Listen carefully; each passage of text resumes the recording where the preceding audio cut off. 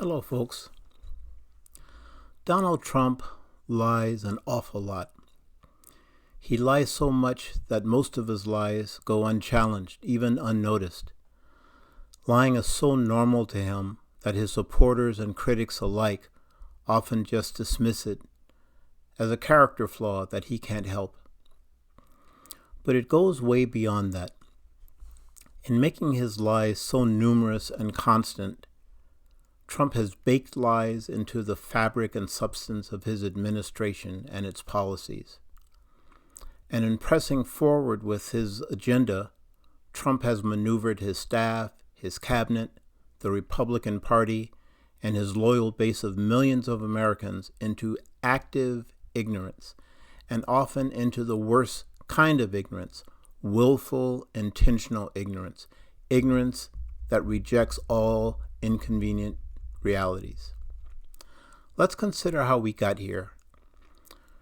Trump lost the 2020 election, and by the time January 21 rolled around, after all the failed lawsuits and the total lack of evidence to prove it had been stolen, most Republicans were ready to turn the page and go forward, especially after January 6th, when Republican lawmakers faced the mob trying to stop certification of the vote and calling for the execution of Vice President Pence and Nancy Pelosi. Many Republicans were ready to move on from Trump. But Trump wouldn't go away, and with his large MAGA base, some of them calling him God sent, he managed to take over the Republican Party. And he instituted a loyalty test. The only way to maintain power and position within the party was to declare complete loyalty to Trump. And that meant agreeing that the 2020 election had been stolen, that the efforts to overturn the election were just, and that January 6th was just one big love-in of patriots.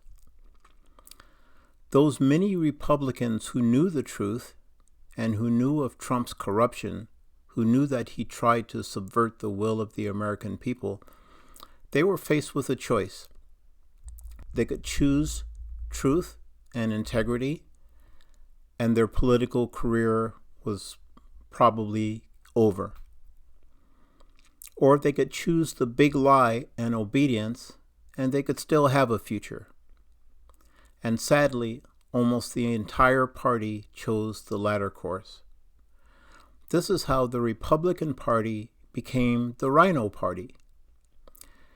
They use that as an epithet against those who they feel betrayed them, but it's actually the party en masse that's the Republican Party in name only. The true holders to the principles of the Republican Party, the courageous few willing to call out Trump's corruption and treason, like Liz Cheney and Adam Kinzinger, they're all gone. But those who stayed were only at the beginning of their descent into willful ignorance. And many of them may not have realized it at the time. Because lies beget lies. We're all familiar with the innocent white lie that unexpectedly balloons into something more when we have to defend it. And Trump's lie wasn't just a little one, it was huge. And so it came at a high price. Because standing by such a lie required the rejection of anything and everything that would expose it. The legitimate media had to be disbelieved. The research of respected and credible journalists had to be dismissed. The evidence they knew to be credible had to be rejected. And even one's fellow politicians who had faced the same choice as they had, but had chosen with more honesty and integrity, they had to be rejected as well. So the entire party became an instrument for purging truth. The only way to remain was to buy the lie and to adopt the guise of blatant, intentional ignorance. Now, as long as the original big lie is alive and in active use, and Trump reasserts this lie at almost every opportunity right up to today, those standing by the truth have to be undermined. They have to be criticized, held in check. This means every newspaper and honest journalist, every fellow Republican who chooses truth over obedience, every statistician, every university with good data, they all have to be rejected.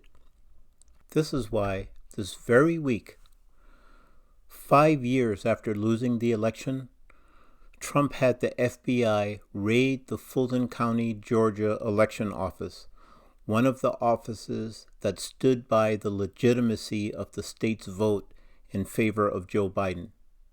And the FBI seized all the ballots from the 2020 election.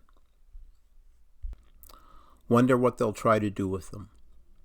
Now, this is not only a part of Trump's ongoing retribution campaign, it's also part of his effort to keep us ignorant, to keep us blind to the facts, and thereby easier to manipulate.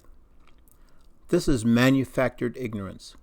This is how Trump has forced otherwise intelligent people to accept not one lie, but lies piled one on top of the other. Trump wants us stupid, and he wants us ignorant. And Trump is actively working at making Americans stupider. And he depends on that stupidity and on the willful ignorance of those who aren't stupid, but who'd rather be on the side of power than on the side of justice.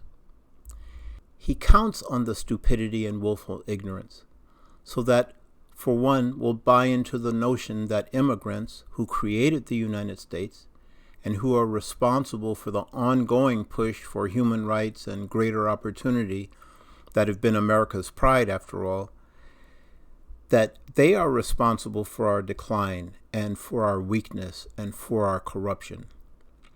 Trump depends on our stupidity and on our ignorant willingness to pretend that his name-calling, bullying, and threatening of our allies will generate more respect and trust in American leadership. He depends on the stupidity and the willful ignorance that has Americans buying into the ridiculous notion that it's coal that will carry us into the prosperous future rather than renewable energy.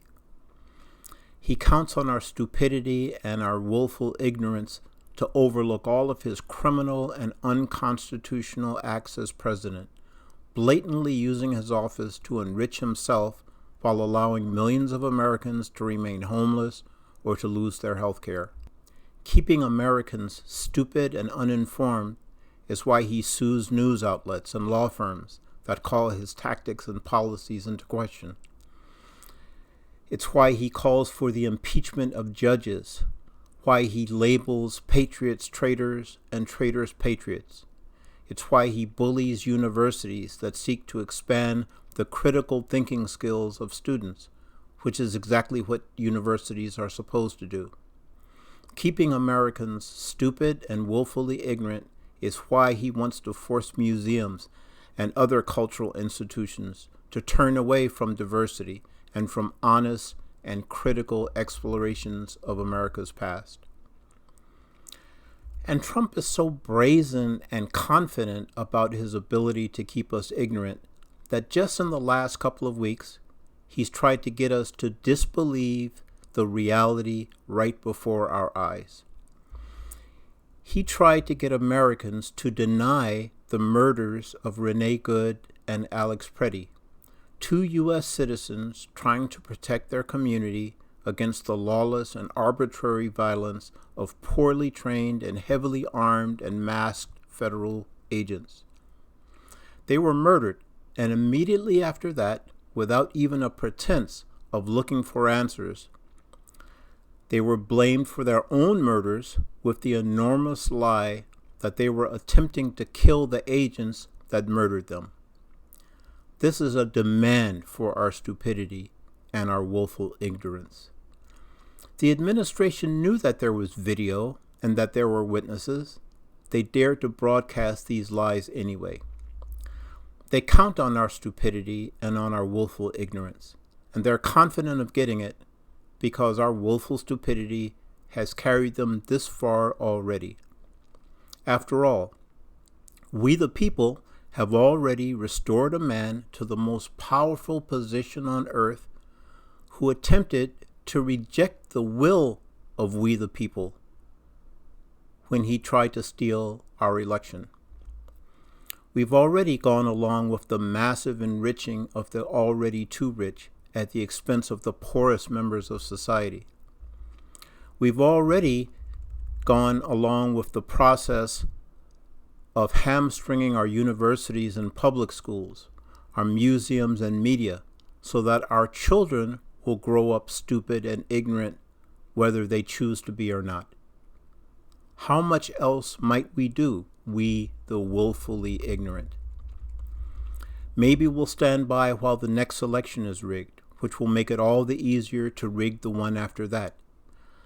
Soon things will be fixed to the point where, as Trump predicted back in 24, no one will ever have to bother to vote again. The right people will be in charge then. We'll all be blissfully ignorant, and limited information will be made available to us on a need-to-know basis. But we aren't there yet. Luckily for us, the citizens of Minneapolis and their elected leaders aren't buying it. They're refusing to be ignorant. They're refusing to be blind. They're refusing to be meekly obedient. And they're making noise. And citizens all over the country are hearing them and are responding in kind. We still have time to save our still young, our still far from perfect democracy. But we don't have time to waste. Let's keep forming alliances. Let's work hard to make the midterm elections free and fair. We have the huge advantage that if the election is free, we will win, because people are tired of this forced, lazy ignorance that wants to stay asleep in the face of realities. They, MAGA, clamor against wokeness because they don't want us to see things as they are. They want us asleep, stupid, and ignorant. Well, enough of that.